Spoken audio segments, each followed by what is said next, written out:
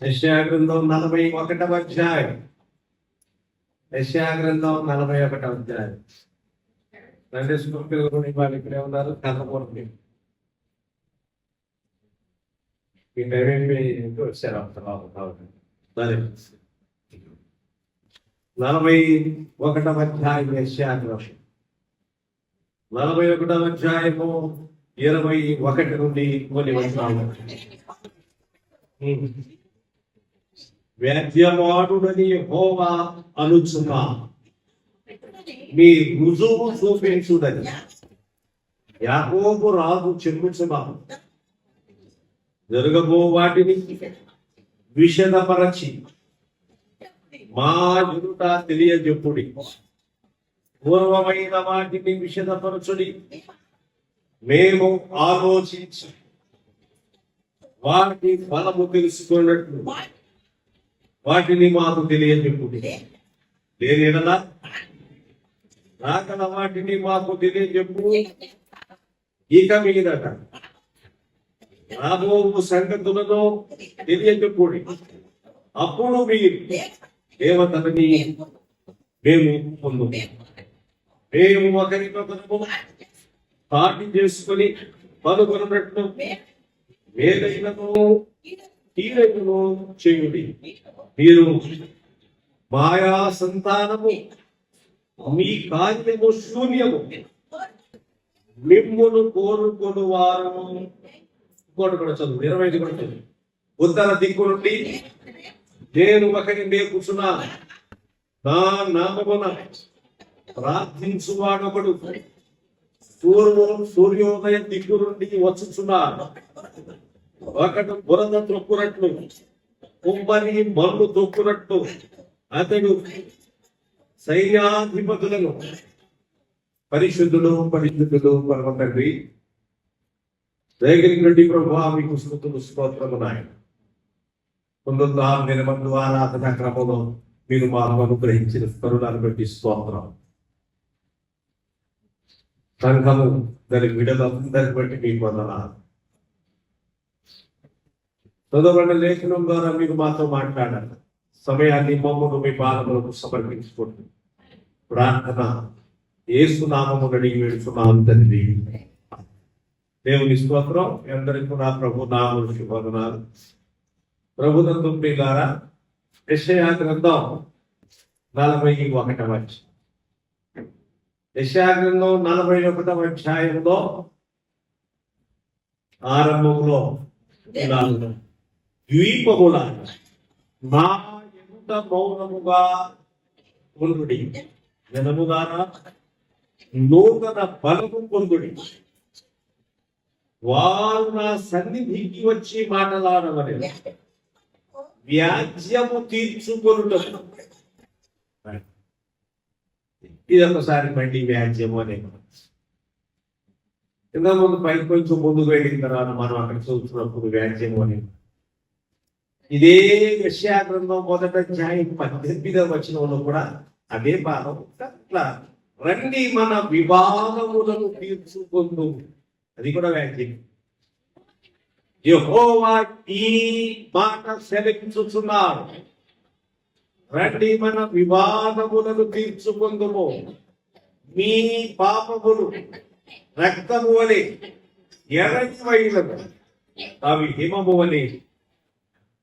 కాబట్టి వ్యాజ్యము వివాదము ఇలాంటి మాటలు దేవుడు అంటున్నాడు. ఏంటి వ్యాజ్యం? దేవునికి మానవునికి మధ్య వ్యాజ్యం ఏముంది? దేవునికి మానవునికి మధ్య వివాదం ఏమిటి? ఆయన అంటున్నారు, ఏదైనా ఒకవేళ నేను మీకు అన్యాయం చేసినట్లుగా, న్యాయం తప్పినట్లుగా ఏదైనా ఒక రుజువు ఉంటే రుజువుతో తీసుకుని రండి. అది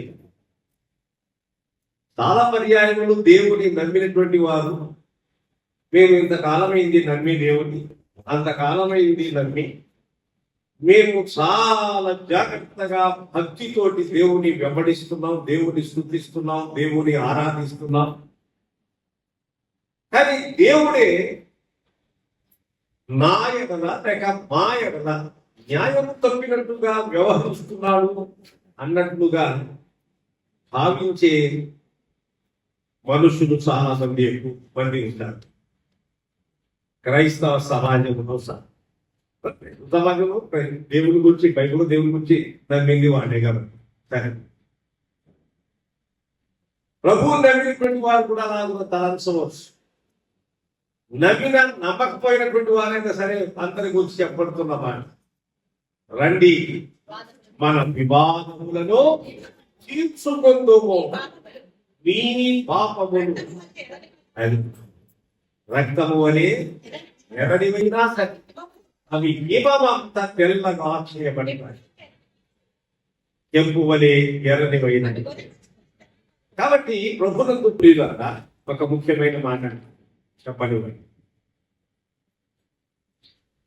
దేవుని దగ్గరకు వెళ్ళి మనము దేవుని దగ్గరికి వెళ్ళి ఏ వ్యక్తి అయినా కానీ, ఇదిగో నేను న్యాయంగానే ఉన్నా, మీరే నా ఎడల న్యాయంగా, నేను భక్తి కలిగి ఉన్నా, జాగ్రత్తగా అన్ని సంగతులు చాలా క్రమశిక్షణతో నేను జీవిస్తున్నా, దేవుడే నా ఎడల తప్పిదం చేశాడు అన్నట్లుగా మాట్లాడటానికి ఏదైనా నీ దగ్గర వ్యాజ్యం ఉంటే తీసుకురాటున్నాడు దేవుడు.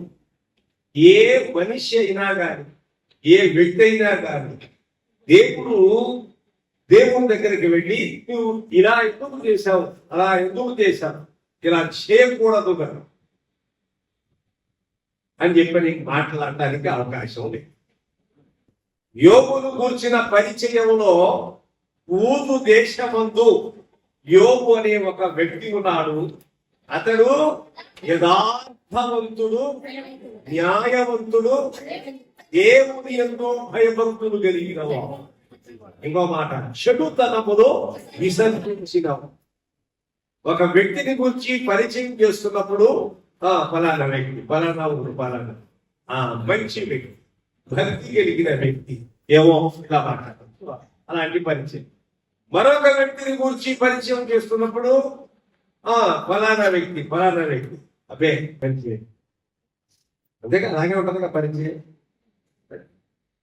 యోబుని గురించి పరిచయం చేయబడుతున్నప్పుడు బైబిల్ మనకి ఏం చెబుతుంది అంటే, ఊరు దేశంలో ఉన్న ఒక వ్యక్తి యథార్థవంతుడు, న్యాయవంతుడు, దేవుని యందు భయభక్తులు కలిగినవా, చెడుతనమును విసర్జించినవా. అంతేకాదు, ఎంత పెద్ద మాట తెలిసిందా, భూమి మీద అతని వంటి వాడు, భూమి మీద అతని వంటి వాడు, అంత గొప్ప భక్తి కలిగిన వ్యక్తి గూర్చిన పరిచయం మొదటి అధ్యాయంలో యోబు గురించి మనం చదువుతున్నాం. బానే ఉంది. యోబు కేసు ఎక్సెప్షనల్, కొంచెం మినహాయింపుతో కూడా. ఎందుకంటే దేవుడే పందెం వేశాడు ఆ యోబు అనే వ్యక్తి మీద. చూసావా, నా భక్తుడైనటువంటి నా సేవకుడైన యోబుని చూసావా అని చెప్పని సాతాను దగ్గర యోబే ఒక పందెం పెట్టినట్టుగా ఈయన్ని కనబడతాం. అది అందరికీ అలాగేమి జరగదు, మనందరికీ అలాగేమి జరగదు, అందరికీ అలాగే జరుగుతుందని అనుకుంటే పొరపాటు. కొన్ని సంగతులు ఉంటాయి, అరుదైనటువంటి సంఘటనలు, వ్యక్తులు ఉంటారు, దేవుని చేత పరీక్షింపబడిన వారు ఉంటారు, దేవుని పరీక్షకు నిలబడినటువంటి వారు ఉంటారు, దేవుని చేత పరీక్షింపబడి ఓటమి చెందిన వారు ఉంటారు, దేవుని చేత పరీక్షించబడి గొప్ప స్తంభాలలాగా నిలబడిన వారు ఉంటారు. అందరూ ఒకే విధంగా కనబడరు. కానీ ఇంకొక ముఖ్యమైన సంగతి, విశ్వాసము అందరికీ ఒకే రీతిగా ఉండాలి. ఒక్కొక్కటి మనం కూడా భిన్నంగా ఉన్నాం. సాధారణ ప్రభు నమ్మిన వాళ్ళు ఒక భిన్నమైన, అందరూ ఒక రకంగా ఉన్నాం. కానీ ఒక విషయంలో మాత్రం అందరికీ ఒకటి కావాలి. ఏంటో తెలిసిందా, యేసు ప్రభు అని నీ నోటితో ఒప్పుకొని దేవుడు ఆయనను మృతులలో నుండి లేపినది నీ హృదయం విశ్వసించావు, అప్పుడు రక్షణ కలిగింది. ఇది అందరికీ ఒకటే, అది కాదు. యేసయ్య మాత్రమే దేవుడు మనకు నీ నా అందరి పాపముల కొరకు కలువరి శిలువలో ప్రాణం పెట్టి చనిపోయి సమాధి చేయబడి 3వ దినమున పునరుత్థానుగా తిరిగి లేచి 4వ దినములో మన లోకమునకు వెళ్ళి మరలా రాబోతున్నాడు. ఇవన్నీ ప్రాథమికమైనటువంటి ఈ సత్యాన్ని మనం అంగీకరించిన వారు, which is and established truth అంట. స్థాపిత సత్యము, స్థాపిత సత్యం, ఇది స్థాపించబడినటువంటి సత్యం. ఇంకో మాట చెప్పమాట, రూపింపబడిన సత్యం కాదు. ఏంటి దానికి దీని తేడా? రూపించడం అంటే ఏదో రూపం, దానికి రంగు పూసినట్టు కలరింగ్ అంటారు చూడు. లేకపోయినా కానీ అంటే అదేంటంటే ఏదో ఒకటి రంగు పూసినట్టుగా చెప్పి ఏదో చెప్తారు. మోటార్ సాధిక మసి పూసి మారేడు నాకు తెలియదు అనుకోవడం అంటారు కదా. దాని వెనక ఇప్పుడు తెలియదు కదా చెప్తారు కదా. కాబట్టి ఏమో అది సాగదు. అలాగే క్రైస్తవ్యము, యేసు క్రీస్తు ప్రభు, యేసునందు రక్షణ, ఆయన భూమి దగ్గర రావటము, ఆయన శ్రమ పెట్టము, సిలువ వేయబడటము, పునరుత్థానము, 4వ దినము నవ్వుబడుట, ఆరోహణ, రావటము, మనం వెళ్ళిపోవటం, లేకపోతే ఉంటే కనుక ఆయన వచ్చినప్పుడు ఎంతమంది అంటాం. తరువాత భూమి మీద 1000 ఏళ్ల పరిపాలన, ఇవన్నీ కూడా ఎస్టాబ్లిష్డ్ అది ఆ మాట. స్థాపిత సత్యాలు, రూపిత సత్యాలు కాదు, రూపింపబడినవి కాదు, స్థాపించబడినవి. స్థాపిత సత్యం అంటే అర్థం ఏంటంటే, ఒకటి స్థాపించిన తరువాత ఏదైనా కానీ నేను రాస్తారా కానీ ఇది పలానప్పుడు స్థాపించబడినది అంతే. అది ఇక అట్లాగే ఉంటుంది. ఇక్కడ ఒక పట్టణము కడదామనుకున్నాం, ఇక్కడ ఒక గ్రామం కడదామనుకున్నాం, దాన్ని ఎంతలో చేద్దాం అనుకున్నాం అన్నది వేరు. అది జరగలేదు అనుకోండి, కానీ ఒకటి జరిగింది అనుకోండి, అక్కడ రాస్తారు ఇక్కడ పలానప్పుడు ఇది స్థాపించబడింది, ఈ పట్టణము స్థాపించబడినది, ఈ యొక్క స్థలము పలానా దాని కోసం స్థాపించబడింది. అందుకని మీరు ఎప్పుడు ఏం చేస్తారు, ఎక్కడ చూసినా కానీ ఏం చేస్తారు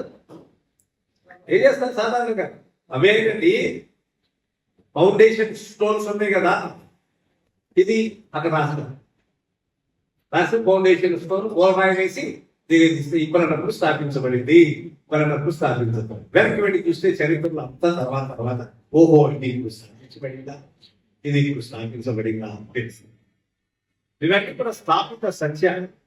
బైబుల్ స్థాపిత సత్యం, యేసయ్య స్థాపిత ఎస్టాబ్లిష్డ్ రూపించిన కథ కాదు. అది ముఖ్యంగా తెలుసుకోవాలి, ప్రతి వారు తెలుసుకోవాలి. మనం తెలుసుకున్న దాని మీద గట్టిగా నిలబడాలి. మీరు దేని మీద కట్టబడుతున్నారో, బంగారము, ఎడగల రాళ్ళు, ఇది ఒక సెట్ 3, గడ్డి, కర్ర, కొయ్యకాలు, ఇది ఒక సెట్. గడ్డి, కర్ర, కొయ్యకాలు అగ్నికి కాలిపో. బంగారము, వెండి, వెలకల రాళ్ళు అగ్నికి నిలబడతాయి, ఏది కాలిపో. కాబట్టి మన విశ్వాసము బంగారం మాదిరిగా పుటము వేయబడిన సువర్ణము అంటాడు పేతురు మొదటి పత్రికలో. నశించిపోతున్న సువర్ణము. బంగారానికి ఉన్నటువంటి లక్షణం ఏంటి తెలిసిందా? అన్నిటికంటే ఎక్కువ విలువగా కనబడుతున్న లోహాల్లో బంగారానికి ఉన్న లక్షణం ఏంటి తెలిసిందా?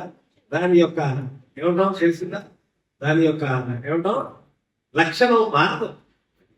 ఓకేనా? మిగతా షేడ్ అవుతాయి, బాగా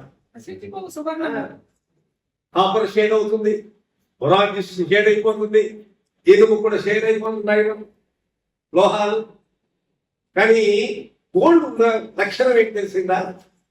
ఇదిగో దాని స్వభావం అట్లాగే ఉంటుంది. నశించిపోవచ్చున్న సువర్ణము అగ్ని పరీక్ష వలన శుద్ధపరచబడుతున్నది కదా. దానికంటే అమూల్యమైన మీ విశ్వాసము ఈ శోధన చేత. కాబట్టి వర్ణమును తీసుకుని పోయి బంగారము తీసుకుని పోయి కాలుస్తున్నప్పుడు అది పరీక్షకు నిలబడుతుంది.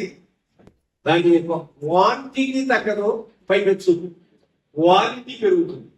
ఒక్కోసారి ఇది అయిపోయినప్పుడు ఏం చేస్తారు, దాన్ని కొంచెం మెరుగుపెట్టి తీసుకుని పాతగట్టి అర్థం కొంచెం చెయ్యాలి, పాతగిన్నట్టు కనపడుతుంది. దాని క్వాంటిటీ తగ్గదు, క్వాలిటీ కొంచెం మెరుగుగా చేయదని సరే. మిగతా లోహాలు అట్లా ఎక్కువ కాలం వాటి యొక్క ఆ కలర్ కానీ ఆ నాణ్యత కానీ ఉండదు. మిగతా ఒక కోడుకున్నట్టే. అందుకని ప్రపంచం అన్నిటికీ అది. అందుకని ఏ సంఖ్య దగ్గరికి ఏం తీసుకెళ్ళాలో తెలిసిందా? బంగారం తీసుకువెళ్ళాను. జ్ఞానుడు బంగారము సాంప్రాణి కోటం తీసుకెళ్ళాను. ముందు బంగారం మాట కనపడుతుంది. బంగారం ఏంటంటే రాజు ఆయన, మాననివాడు ఆయన, మార్పు చెందని వాడు ఆయన, ఒకే రీతిగా ఉన్నటువంటి వాడు అన్నదానికి సూచనగా జ్ఞానము 3 విధాలైన కానుకలు అర్పణ తీసుకుపోయారు ఎస్ఐ పుస్తకం. అది కాబట్టి త్వరగా మనం జ్ఞాపకం చేసుకుందాం. దేవుని వాక్యం గురించి 40వ అధ్యాయము. వ్యాజవాడుడని యెహోవా అనుచున్నాడు. మీ రుజువు చూపించండి. నేను ఏమైనా కానీ మీ ఎడల ద్రోహం చేసినట్లుగా, నేను మీ ఎడల అన్యాయము చేసినట్లుగా ఏమన్నా రుజువు చూపించండి. మనం చాలాసార్లు కొన్ని ఎంత పని చేశారు దేవుడు, ఇట్లా చేసేటంటే ఈ మనిషి విషయంలో, ఇలా చేసేటంటే అలా విషయంలో, ఇలాగ దేవుడు కూడా కాపాడలేకపోయాడు. ఈ విధమైన అపాయం వచ్చింది, ఈ విధమైన ప్రమాదం వచ్చింది, దేవుడు కూడా కాపాడలేకపోయాడు. ఏమో చెప్తాం కదా మనం, తెలిసిందే. ఏదైనా పెద్ద ఆపద వచ్చిందనుకోండి, ఒక విపత్తు వచ్చిందనుకోండి, లేకపోతే ప్రకృతి వైపరీత్యాలు జరుగుతున్నాయి అనుకోండి, అరే దేవుడు కూడా కాపాడలేకపోతే అంటాం కదా మాకు. అందుకు అంటే దేవుడు అలా నువ్వు తీస్తున్నాడు అంట. ప్రభువు నమ్మిన మనమే కానీ నమ్మకం వారే కానీ ఎవరైనా సరే, దేవుడు సృష్టికర్త అయిన దేవుడు.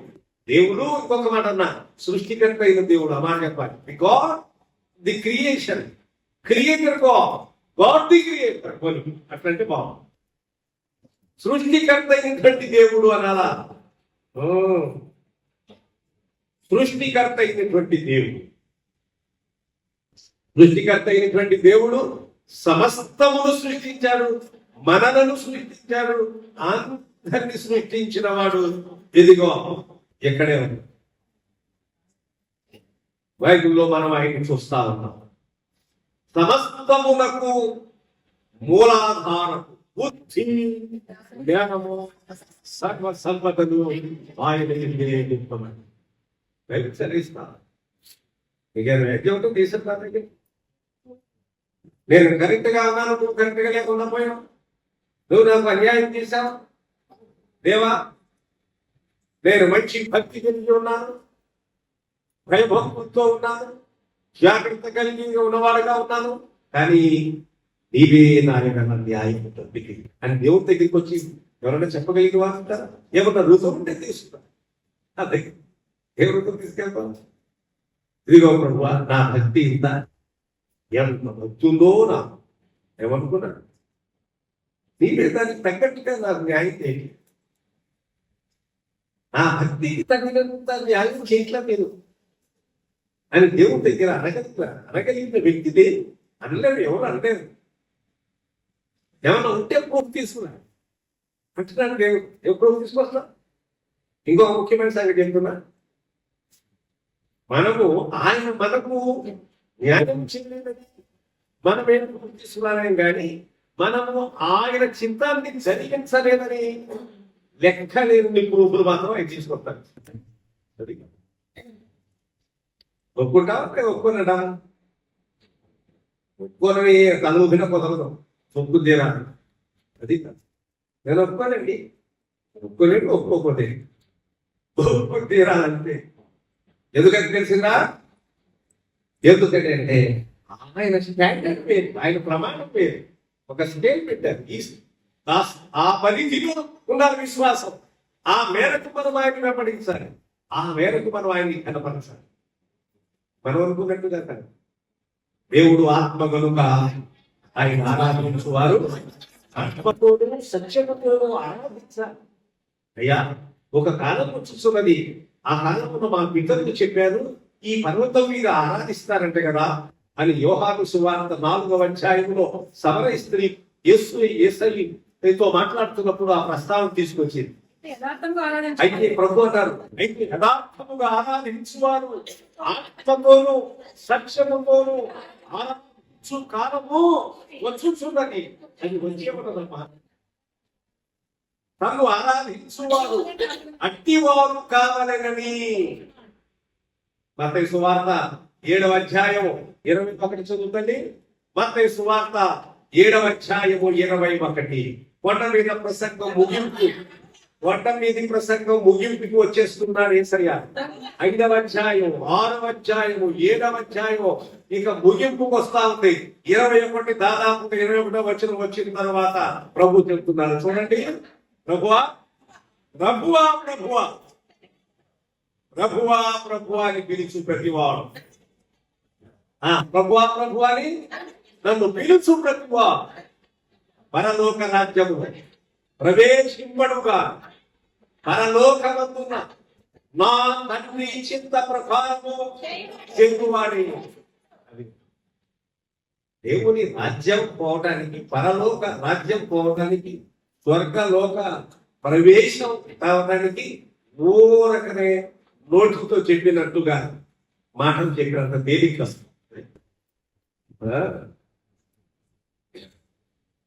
ఎందుకంటే అన్నిటికంటే శ్రేష్టమైనది నిత్యము కూడా జీవించి యుగ యుగములు ప్రభుతో ఉండబోయే ఆ మహిమ రాజ్యములో ప్రవేశించడానికి తెలివి తక్కువతనంగా భూమి మీద ఆయన్ని ఎరిగిన తరువాత తెలివి తక్కువతనంగా జ్ఞాన రాహిత్యము చేత జీవించి అదిగో అందులో నేను ప్రవేశిస్తానంటే జరిగే పని మాత్రం కాదని స్పష్టంగా చూస్తాను. ప్రభువా ప్రభువాని నన్ను పిలుచు ప్రతి వాడును పరలోక రాజ్యములో ప్రవేశింపడు.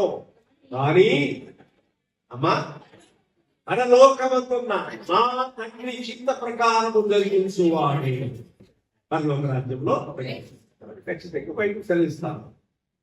దేవుని దగ్గరికి వెళ్ళి నాకు ఇది చేయలేదు అని మనం ఏమీ చెప్పలేము. నీ వ్యాఖ్యలు తీసుకున్నాం, ఏముందో తీసుకున్నా. ఇశ్రాయేలు ప్రజలను వచ్చి దేవుడు అంటున్నాడు, మీరు మాయా స్వరూపులు, అంతా మాయ.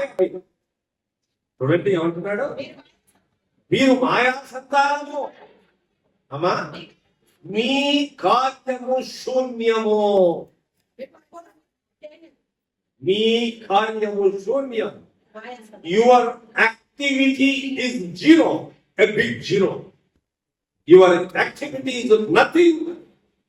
ఏం లేదు, ఇది నీ పని లేదు, చేసింది లేదు నా కోసం అంటే ఏమంటా, నేనేమి చేయలేదు ప్రభా, నీ నామము ధైర్యముడు వెళ్ళపట్టలేదా, నీ నామము కొత్త భాషను మాట్లాడలేదా, అది చేయలేదా, ఇది చేయలేదా, పోవచ్చు కూడా. అయినా నేను ఎన్నడూ ఎదుగు పో అంటాను.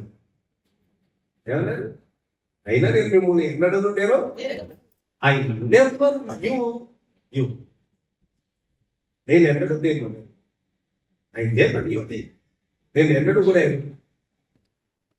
అదేంటండి ఇంత ప్రార్థన ఏమైపోయింది, అన్ని ఉపవాస ప్రార్థన ఏమైంది, ఎడిపోయింది దేవుడు, ఎడిపోయింది తెలుసుకోవాలి. అక్కడ పోయినా అనుకోండి నాకు మాత్రమే తెలుస్తుంది, నీకు మాత్రమే. ఒకటి మాత్రం తెలుసు, మన నీ కన్నీరు యథార్థంగా దేవుని కొరకు పెట్టిన మొర, నీ కన్నీరు నా కవిలో మరి ఆ గుడ్డిలో దాసపడి ఉన్నదని మాత్రం దేవుడు అది తెలుసు. తెలియాల్సింది తెలియాలి. తెలియని అవసరం లేదు, తెలవపోయినా ఏం గడపాలి అంతేగా. తెలియవలసింది తెలిస్తే చాలు. తెలవని అవసరం లేదు, తెలియకపోతే మాత్రమే ఇబ్బంది ఏముంది. అదేగా నాకు తెలియలేదండి, ఇబ్బంది రండి, దానివల్లే ప్రమాదం. కానీ ఒకటి తెలిసింది ఏమిటంటే ప్రభు అన్నారు, యోహాను సువార్త 15వ అధ్యాయం 7వ వచనం చూశారు. ఇది మాత్రం బాగా తెలియాలి. నా యందు మీరును మీ యందు నా మాటలను నిలిచి ఉండిన ఎడల మీకు ఏది ఇష్టమో అడుగుడి, అది మీకు అనుగ్రహింపబడు. మనస్సుతోటి హృదయంతో ఆలోచన చేస్తే స్పష్టంగా తెలుస్తుంది. బైబిల్లో దేవుడు ఏమంటున్నాడు తెలిసిందా? మీరు నా యందు ఉండండి, నా మాటలు మీ యందు నిలిచి ఉండనియండి, అప్పుడు మీకు ఏది ఇష్టమో అని అంటారు. బైబిల్లో ప్రభు మీరందరూ నా దగ్గరకు వచ్చి మీకు ఏం కావాలో అది అడగండి, అన్ని తీసుకుని పోండి అన్నాడా? మాట్లాడతాం ఎందుకు చెప్పుతానండి? వ్యాసపడి భారం మోసుకుంటున్న సమస్తమైన వాతావరణం కూరండి, మీకు ఏమి కావాల్సి ఉన్నదో తీసుకుని పోండి. ఎవరికి ఏది కావాలి, ఎవరికి ఏది కావాల్సిన అంత పెద్ద మల్టీ స్టోర్ నా దగ్గర ఉంది, అన్నీ ఉంటాయి, అయిపో తీసుకోండి అన్నాడు. 5,000 మందికి ఆహారం, 5 కాకపోతే 10,000, 10,000 కాకపోతే 15,000 ఒకవేళ పిల్ల జల్లా ఆడపడుచులు లెక్కేస్తే ఇంతమందికి ఆహారం పెట్టిన తర్వాత ఓ పెద్ద స్టోర్ లాగా ఆహారాన్ని, పెద్ద గుట్టలాగా ఆహారాన్ని చేయలేదు. ఇదిగో తీసుకెళ్ళండి అని అందిస్తున్నారు. చేతుల్లోంచి వాళ్ళందరూ తీసుకెళ్తున్నారు. ఎవరు? పరిచారం, శిష్యులు. కానీ ఇట్లా ఇస్తూ ఉంటే ఏమైందో చెప్పమంటారా? అందరూ అప్పుడు భోజనాలు చేసేసారు, అంతా అయిపోయింది. ఇస్తున్నాయన్నీ కూడా ఇంకా పంచక ముందే, పంచాలు అందరికి పెట్టాలి కదా, పంచక ముందే అక్కడ అయిపోయింది భోజనాలు, అందరూ తిన్నారు, సంతృప్తి చేశారు. ఈ మధ్యలో ఉన్నాయి తీశారు, ఇవే 12 కాదు, 10 కాదు. అంతేగాని ఎంత పెద్ద రాసి ఆహారపు గుట్టలు చేయలే ఆయన. కాబట్టి మనకు కూడా ఎప్పుడు కావాలి, ఏది కావాలంటే అది ఇస్తారు. పెద్ద గుట్టలు లాగా ఆహారం రాసి చేసి పారేసి తీసుకెళ్ళండి, పెట్టండి ఇప్పుడు అందరికి అల్లా. 5 రొట్టెలు 2 చిన్న చేపలు కూడా చిన్న చేపలు రాసి వచ్చింది. ఎందుకంటే 200 కేజీ చేప పట్టుకున్నారు. బయటికి లాక్కుని రాలేక నానా తిప్పబడి దాన్ని ఓటళ్ళతో ఒక చేపని 100 కేజీ చూస్తూ ఉంటాం ఒక్కోసారి, అంత పెద్ద ఈ చేపలు. కాబట్టి ఇది నువ్వు అనుకుంటావు. అయినా ఇంకో మాట, ఒకవేళ 200 కేజీలు కలిగిన బరువు కలిగిన చేప, 2 చిన్న చేపలు, అంతేగా 5 రొట్టెలు. ఒకవేళ 500 కేజీలు పెరిగిన 200 కేజీలు పెరిగిన చేపలు కూడా ఆ రోజు దొరికితే ఒకవేళ అవి 2 కూడా చాలా కొంతమందికి ఒకవేళ అట్లా కూడా చాలా. కానీ 200 కేజీలు 100 కేజీలు చేపలు కూడా కాదు, 2 చిన్న చేపలు అనాల్సి వచ్చింది. అందుకని 5 రొట్టెలు 2 చిన్న స్పెసిఫిక్ గా చెప్పాల్సి వచ్చింది. దేవుని మహిమ కొరకు ఆయన 5,000 మందికి ఆహారంగా త్వరగా మీకు జ్ఞాపకం చేస్తాం. ప్రభుత్వ ప్రియులను ఒక ముఖ్యమైన సంగతి అంటే ఇక్కడ మనం చూపుతున్నట్లుగా, రండి మీరు శూన్యం, మీరు ఆయాసంతా, మీ కార్యము శూన్యము, మిమ్మల్ని కోరుకుని వారు మన కార్యము శూన్యం. చాలాసార్లు మనం ఏం చేసినా కానీ, దిగో ప్రభువా నీ దయ చొప్పునే నేను చేయించున్నాను, నీ కనికరం చొప్పునే ఏమైనా చేయించున్నాను. మనం ఏమైనా దేవుడి కొరకు ఖర్చు పెడుతున్నా చేస్తున్నా కానీ, నీకు ఇచ్చావు కాబట్టి నేను ఇస్తున్నా కాబట్టి నువ్వు ఇవ్వాలి అన్న తాత్పర్యం ఇవ్వట్లేదు. అంతే కదా, నేను ఇస్తాను ఏదో ఒకటి చిన్నది పెద్దది 100 రెట్లు తీసుకొచ్చి నాకు ఇవ్వు స్వార్థం దేవుడి దగ్గర తప్పదు. అంతే కదా. ఒకవేళ 200లుగా ఇవ్వన్నాక తప్పే, ఎందుకంటే నువ్వు రూపాయలు తెచ్చేది నీ 2 రూపాయలు ఇస్తాడా, ఇంకా చెబుతుంది ఇక రూపాయలు. దరిద్రం పాడు 21వ శతాబ్దం అది కదా. 21వ శతాబ్దం వచ్చినా కానీ రూపాయలు 2 రూపాయలు చెల్లుతున్నాయి ఈ చర్చలు. అబ్బా ఎందుకు అనవసరం. కాబట్టి నదించి ఒకవేళ 200కి బియ్యం సొమ్మన్నట్టు 2 రూపాయలు ఇస్తాడు. నువ్వు అడిగావు 200 రెట్టింపు నాయన అనుకోండి 200 ఇస్తాడు. ఒకవేళ 10 అన్నావు అనుకో అప్పుడైనా 10 ఇస్తాడు, 10 రూపాయలు ఇస్తాడు. అప్పుడు మనం ఏమైంది, మనం అడిగింది కదా. నువ్వు రెట్టింపు అన్నా అంటే 2 రూపాయలు 2 రూపాయలు. ఒకవేళ 10 అన్నావు అనుకో అప్పుడైతే 10 రూపాయలు. అది కదా. ఏమడుగుతున్నావు ఏమో తెలియదు, బుద్ధిహీనంగా చదువుతున్నాను. నానా మీ శూన్యము, your activities nothing, your activity నేను చదువుతుంది. ఉత్తర దిక్కు నుండి నేను ఒకరిని రేపుచున్నాను, నా నామమున. ఇదిగోండి, ఉత్తర దిక్కు నుండి నేను ఒకరిని రేపుచున్నాను, నా నామమున ప్రార్థించువాడు ఒకడు. సూర్యోదయ దిక్కు, ఏది సూర్యోదయ దిక్కు? తూర్పు. సూర్యుడు ఉదయించేది దిక్కు తూర్పు. కాబట్టి ఎవరికి వచ్చిన ప్రవచనం తెలిసిందో ఇది. సూర్యోదయ దిక్కు నుండి తూర్పు దేశములలో నుండి యేసయ్య యేసు ప్రభువుని కూర్చున్నటువంటి ప్రవచనం. తూర్పు దేశం, మన తూర్పు దేశం జ్ఞానం వెళ్ళారు. ఇదిగో ఆయన ఆసియా ఖండానికి సంబంధించిన వాడే, ఆయన జన్మించిన స్థలం ఆసియా మైనర్ అంటారు. ఆసియా ఖండంలో మన దేశం చాలా పెద్దది. భారతదేశం ఇదే ఒక సబ్ కాంటినెంట్, ఉపఖండమే. భారతదేశమే ఒక ఉపఖండం. కాబట్టి తూర్పు దేశాల నుంచి అంటే చైనా నుంచో, భారతదేశం నుంచో, ఇంకో చోట్లలో వెళ్ళారు. అక్కడికి చెప్పండి జ్ఞానం లేదు. కాబట్టి సూర్యోదయ దిక్కు నుండి ఒక ఆయన నేను లేపుతాను. ఆయన ఏం చేస్తాడు తెలిసిందా? నా నామమున ప్రార్థించువాడు ఒకడు. ఆయన నామములో ప్రార్థించువా. ఎవరు ప్రార్థన చేశారు తెలిసిందా? భూమి మీద ఎక్కువగా ప్రార్థన చేసింది ఎవరు? ప్రార్థన అంత అవసరము లేదో అయిదే ప్రార్థన. చదువుతారా? ఎబ్రీ పత్రిక ఒక మాట మనం చదువుతున్నాం. ఆయన శరీరధార్య ఉన్న దినములలో, ఆయన శరీరధార్య ఉన్న దినములలో 5వ అధ్యాయం 7వ వచనం, 5వ అధ్యాయం హెబ్రీ పత్రిక. శరీరధార్య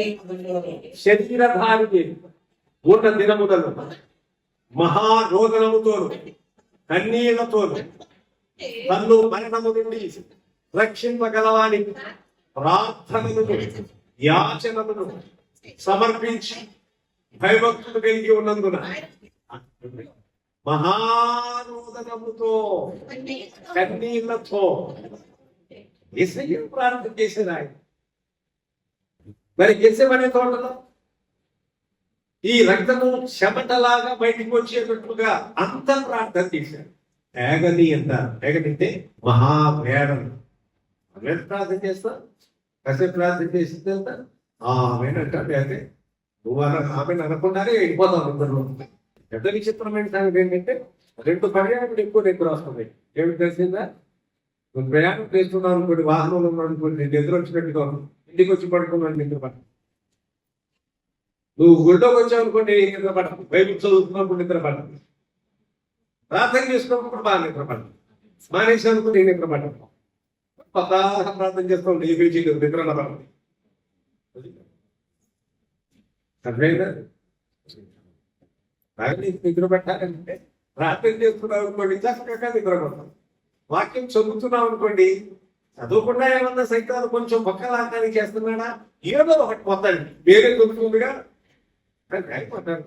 అంతేకమ్మా, అటో ఇటో పొందానికి వేరే దొరుకుతుందిగా. చదువు, వాక్యం చదువుతూ ఉంటే చదువుతున్నాడు పుస్తకం తీసి బైబిల్ గ్రంథం తీసి చదువుతున్నాం అనుకోండి, ఆ నిద్ర వచ్చేస్తుంది కదా. ప్రార్థనలు ఆరంభించాం అనుకోండి, నిద్ర వచ్చేస్తా కదా. అవసరమే కాబట్టి కుదరపట్టలేదనే తిప్పలాలు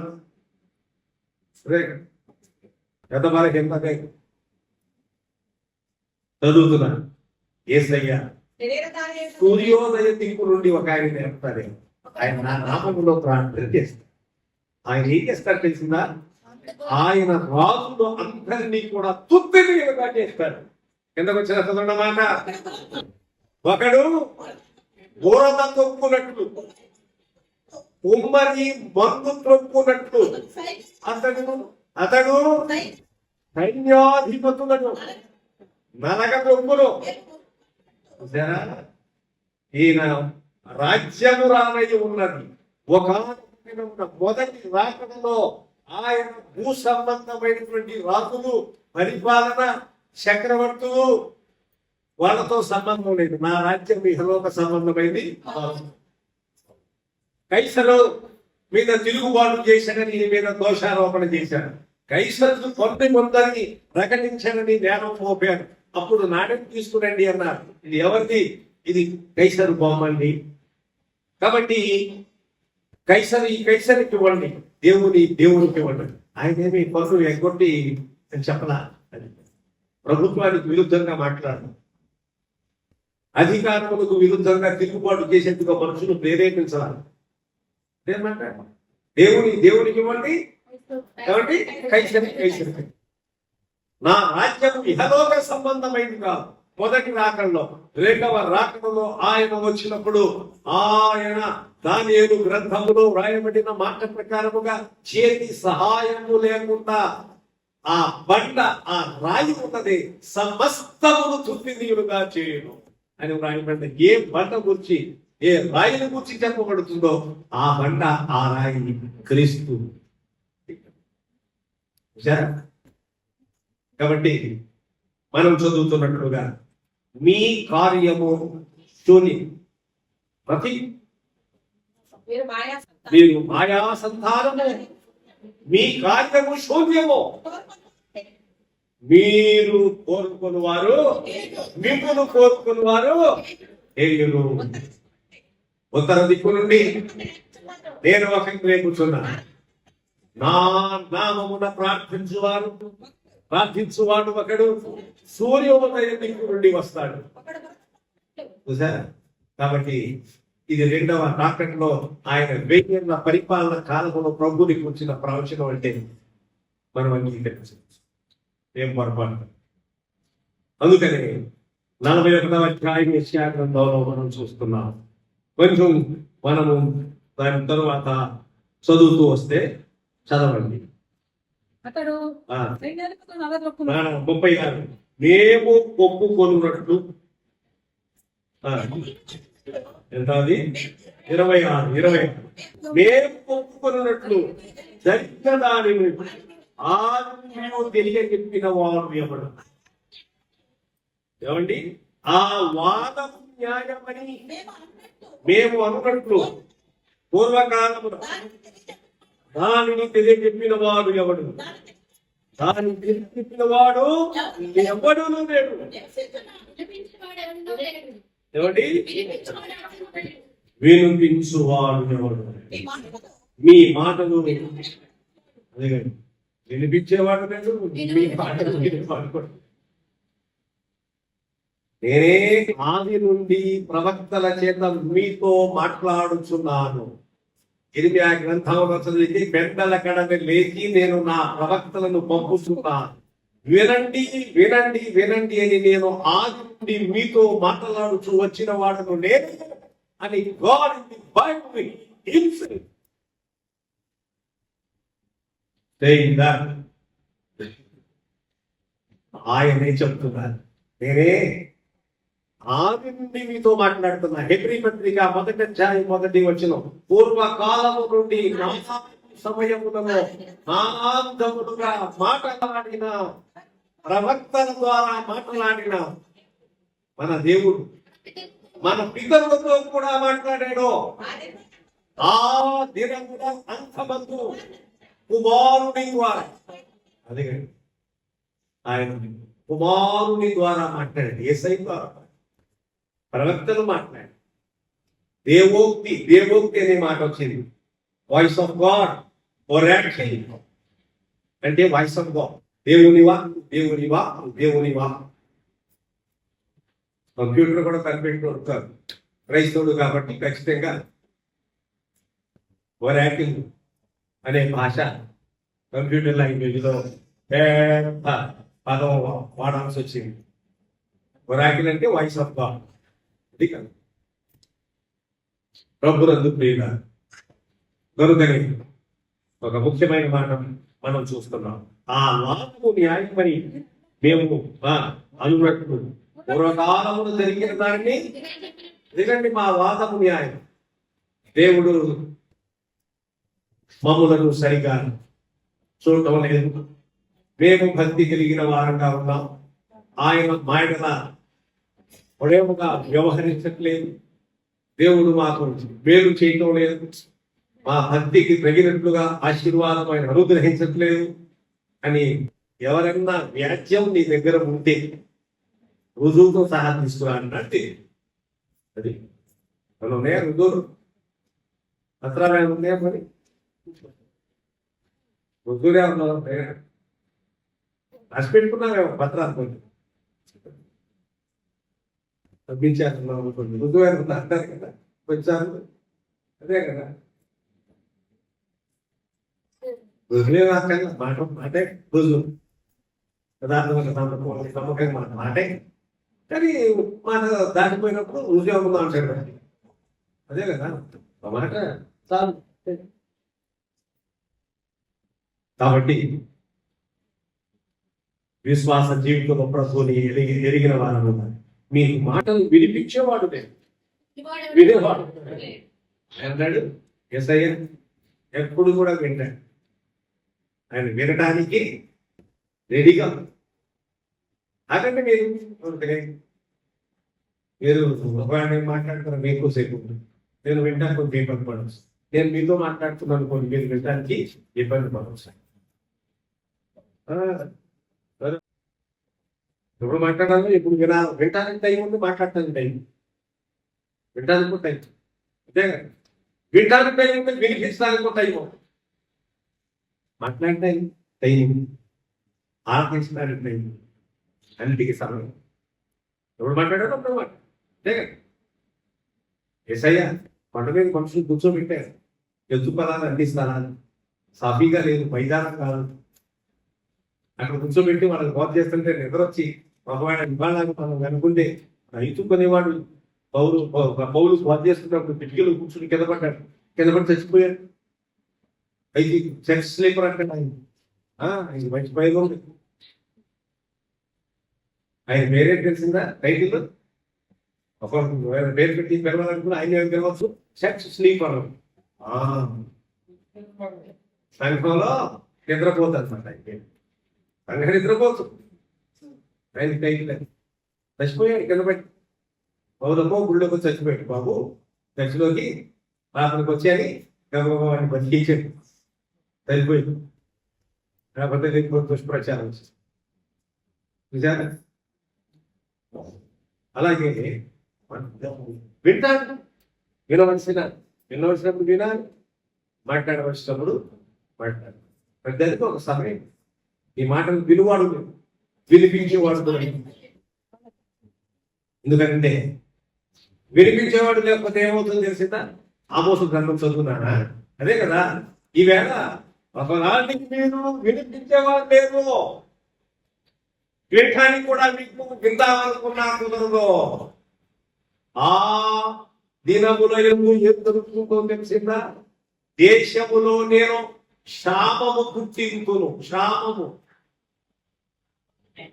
రాబో దినములందు దేశములో నేను క్షామము పుట్టింతును. అది ఎలాంటి క్షామము? తిరగ ఒకసారి మనం తిరగపోయినప్పుడు ఏం చేస్తామంటే ఒక్కోసారి మాట్లాడుతున్నప్పుడు క్షేమము అనే దానికి బదులు అదే క్షామము అంటారు, క్షామము అనే దానికి బదులు క్షేమము అంటారు. కానీ రెంటికి పూర్తి భిన్నం అర్థం. తలసారి చెప్తారు కృతజ్ఞత బానే ఉంది, కృతజ్ఞత మొక్కి పలికేవా మొక్కాల్సిందానికి మొక్కం అదే కదా. ఇలాంటి తగిలిస్తాం, ఉన్నదానికి తీసేస్తాం. కృతజ్ఞత చేసిన మేలు మర్చిపోకుండా అనుకుంటా గట్టిగా నొక్కేవనుకో, కృతజ్ఞత అన్నావనుకో, పూర్తిగా చేసిన మేలు మర్చిపో. క్షేమము అన్నామనుకో, నోరు తిరగ క్షామము అన్నామనుకో. క్షామం అంటే కరువు, తెగులు. నోరు తిరిగి తిరగకో అన్నా తప్పే, మరి తప్పే. నా తిరగబట్టి అన్నావనుకో, తిరగకపోతే అక్కడ కూర్చొని కదా మనం బాగా మాట్లాడుతున్నాం, తిరగలేదు మాట్లాడుతున్నాం. చదువుతాను. రాబో దినములందు దేశంలో నేను క్షామము అంటే కరువు, తెగులు. ఏది ఎలాంటిది? వర్షాలు పడక పండలేదు, కరువు వచ్చింది. అలాంటి తెగులు కాదు, అలాంటి కరువు కాదు. ఫ్యామింగ్ అనే మాట కూడా కరువు లేదు. ఫ్యామింగ్ అనే మాటకి అసలు కరువు అనేది. ఇలాంటి ఫ్యామింగ్ ఎలాంటి క్షామము అంటే ఏమన్నా తెలిసిందా అమ్మా? యెహోవా మాట వెనుకై ఈ సముద్రం నుండి ఆ సముద్రమునకు ఉత్తర దిక్కు నుండి తూర్పు దిక్కు వరకు సంచరించుదురు కానీ అదే ఏం దొరుకుతో దేవుని యొక్క మాట దొరకదు. ఇప్పుడే దొరుకుతుంది ఆయన మాట. దొరికినప్పుడు బాగా జాగ్రత్త చేసుకోవాలి, లోపల ముద్రించదు. ఇంకా బైబిల్ లేకపోయినా చెప్పుకోగలిగినాడు. ఎవడో బుద్ధిహీనుడు బైబిల్ కాల్చాడు, కలుసు బైబిల్ కలిపే లోపల ఉంటుంది బైబిల్. ఇల్లందులో బైబిల్ కాల్చాడు కదా రోడ్డు మీద.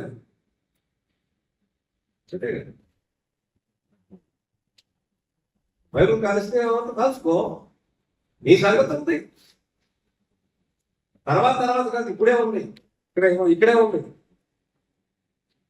ఆయన ఏం చేస్తాడు, ఆయన చేస్తాడు. అది కాదు మనం ఏం చేయాలి? బైబిల్ కలుస్తావా? కానీ బైబిల్ కలిస్తే మాత్రమే ఉంది. ఇక్కడ లోపల ఉంది బైబిల్, ఇక్కడ నీ హృదయం ఉంది, నీ లోపల వాటిని.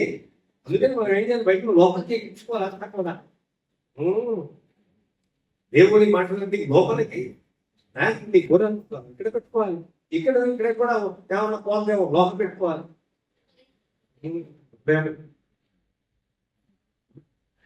కలిసిస్తే బయట స్టార్ట్ చేసి నేను గొప్ప పని చేశాను అనుకుంటున్నాను. సాగుతుంది కాబట్టి ప్రస్తుతం సాగు అది కదండి. ఎవరు కొత్త గ్రంథాలు ఎవరి విశ్వాసాన్ని వారిని మనం ఏమి మాట్లాడుకుంటాం. రహస్యం కూడా ఏమంటలే, ఒకటే ఉన్నాం. దేవుడు మనుషుల కొరకు ప్రాణం పెట్టిన వాడు, మానవ స్వరూపముగా ఇచ్చినటువంటి వాడు, మనుషులందరినీ విమోచించడానికి భూమి మీదకి వచ్చిన వాడు, మనుషుల పాపములకు విమోచనకర్త. ఇదిగో యేసు. ఆయన నమ్మండి, మేము నమ్మాము, ఆయన ఒక్కడే పరలోక రాజ్యము అంతే చెప్పగలం. ఎందుకంటే అది కూడా నీకు కష్టమైంది, మనం చేయగలిగి ఎవరైతే అది ఎవరు ఏం చేయగలిగి. బైబిల్ చెప్తున్న మాట నాన్న, ఆ దినమున దేశములో నేను క్షామము పుట్టింది. అది అన్నపానం 8వ అధ్యాయం, ఆమోస గ్రంథం 8వ అధ్యాయం 11వ వచనం. అన్నపానములు లేకపోవడం చేత కలుగు క్షామము కాక యెహోవా మాటతో వినకపోవడం వలన కలుగు క్షామముగా ఉండును. ఇదే యెహోవా వాక్కు. కాబట్టి జనులు దేవుని మాట వినుటకై వినిపించేవాడు లేడు, వినేవాడు కూడా లేడు. ఇక విందామన్నా ఇప్పుడైతే వినొచ్చు. ఎంతసేపు అయినా దేవుని వాక్యం మనకు వినిపించబడదు. ప్రత్యక్షంగా వినిపించబడతాం, పరోక్షంగా వినిపించబడదు. రకరకాల మాధ్యమముల ద్వారా వాక్యం వింటున్నాం అన్నమాట. జాగ్రత్తగా పెట్టి మంచి వాక్యం అది కూడా ఉంది, లేదంటే పాడిపోతాం.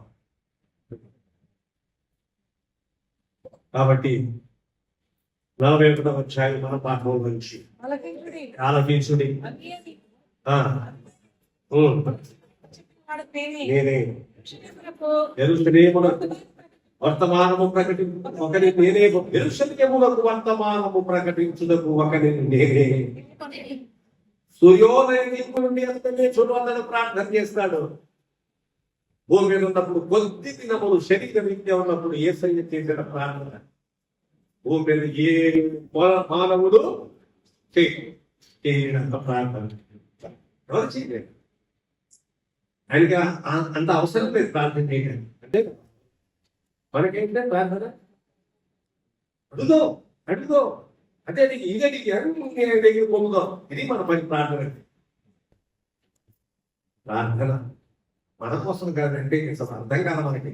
ప్రార్థన ఆయన కోసం అంటే అర్థం తెలిసిందా? ఆయన కొరకు అంటే అర్థం ఏంటంటే ఆయన కొరకు మనము జీవించుట కొరకు. అది ప్రార్థన. అంతేగాని మన అవసరత కొరకు ఇది అర్థం కాదు విషయం. అది ప్రార్థన అంతా కూడా ఏంటంటే ఆయన కొరకు అంటే అర్థం ఏంటంటే ఆయన కాకుండా ఆయన దేవుడు ఎస్ఐని కాకుండా ఆయన అది కాదు అర్థం. ఆయన కొరకు మనం ఎలా జీవించాలో అందుకొరకు కానీ మన కొరకు ఏం కావాలో అది కాదు. అది తెలియాలి. మన కొరకు ఏం కావాలో ఆయన చూస్తారు. చదువుతుంది యోహాను సువార్త 15:7. నా యందు మీరును మీ యందు నా మాటలను నిలిచి ఉండినలా మీకు ఏ ఇష్టమో అది అడుగుడి. ఇంకో చోట అసలు మీరు అడగకపోతే నాకు తెలుసు పీడించగలిగి మీరు నా మార్గములో ప్రతిష్ఠించబడి నా కొరకు సాక్షులుగా నిలబడండి. మీకేం కావాలో నేను చూస్తాను. అట్లా దేవుడు అన్నట్లు అనిపించట్లే ఏదండి? ఉదా ఏమిటి కూర్చున్నాను ఉండవు ఆయన దగ్గర.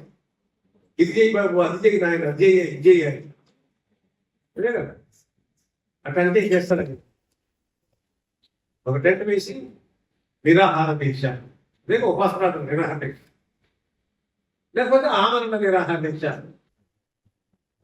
ముందు రిలే నిరాహార దీక్ష. రిలే నిరాహార దీక్ష అంటే పొద్దున్న సాయంత్రం చేసి మళ్ళీ ఆఫీస్కి బడి మొదలెడతాం. మనం చేశారు కాబట్టి ఇంకోటి పెట్టి ఆ తర్వాత వాళ్ళది రిలే నిరాహార దీక్ష. ఎంత అయిపోయిన తర్వాత ఇక ఆమరణ నిరాహార దీక్ష ఇస్తావా లేదా? దీనికి నీకు దానం. ఇది ఆమరణ నిరాహార. అట్లా భీషణి కూర్చోమారు దేవుని దగ్గర. ఆయన మీరే ఏం చేస్తాడు, అది చేస్తాడు, ఇప్పుడు చేస్తాడు, అప్పుడు చేస్తాడు, చేస్తాడు, చేయకపోతాడు. ఏం చేసినా న్యాయం ఉంటుంది. అది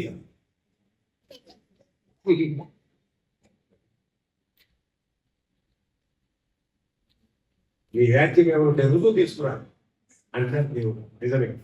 ఈ పునరుద్ధారణ ప్రభుత్వం ఉంటుంది కదా. దేవుడు ఎప్పుడు న్యాయవంతుడు. ఆయన ఎప్పుడు మనలో తన ప్రజలంతా చేసే మనమే కాదు, లోకములో ఉన్న వాళ్ళంతా ఆయన ప్రజలేనండి. అందరూ ఆయన ప్రజలు. మనుషుల్లో కూడా అందరూ ఆయన ఆయనకి చెందిన వ్యక్తి. నేను మనిషిని కాబట్టి తెలియదు. మరి మనిషి కాకపోయినా కానీ ఆయన మనం మనుషులే కాదు, అన్ని కూడా ఆయన చేసేది మనమే. నేను అసలు మనిషినే కాదన్నా నువ్వు ఆయన అసలు వేరే సంగతి. మనతో మాట్లాడేది ఏం కావాలి? మనిషి అయితే మాత్రం ఆయన చెందిన వాడు. ఆ నుంచి వచ్చావు, ఆ నుండి వచ్చావు. సమయం ప్రత్యేకంగా ప్రభు కలుగుతున్నారు. మన కార్య పురుషుని రెండు మాటలు చెప్పగలం. మీరు రెండు ఒకనొక దినమున వినిపించువాడు లేడు, వినేవాడు. ఆ ప్రమాణం వస్తావు జాగ్రత్త అన్నట్టుగా కనబడుతుంది. మరొకటి సూర్యోదయ దిక్కు నుండి ఒక ఆయన నేను లేపుతాను. ఆయన ఏం చేస్తాడు తెలిసిందా? ప్రార్థన చేస్తాడు. మీ కొరకు ప్రార్థన చేస్తాడు. ఎక్కువగా ప్రార్థన చేస్తాడు. ఇప్పుడు కూడా ఆయన శరీరరీత్యా ఉన్నప్పుడు ప్రార్థన చేశారు, ఎంతో ప్రార్థన చేశారు యేసయ్య. ఇప్పుడు కూడా మన కొరకు ప్రార్థన కాదు, దానికంటే ఇంకే ఎక్కువ పెద్ద పని. హెబ్రీ పత్రిక 4వ అధ్యాయం ప్రకారం ఇంటర్సీడింగ్, విజ్ఞాపన చేస్తున్నారు. విజ్ఞాపన అంటే తెప్పు లేకుండా చేసేది, ఇతరుల కొరకు చేసేది. ఈ మధ్యలో గ్యాప్ లేదు, ఇక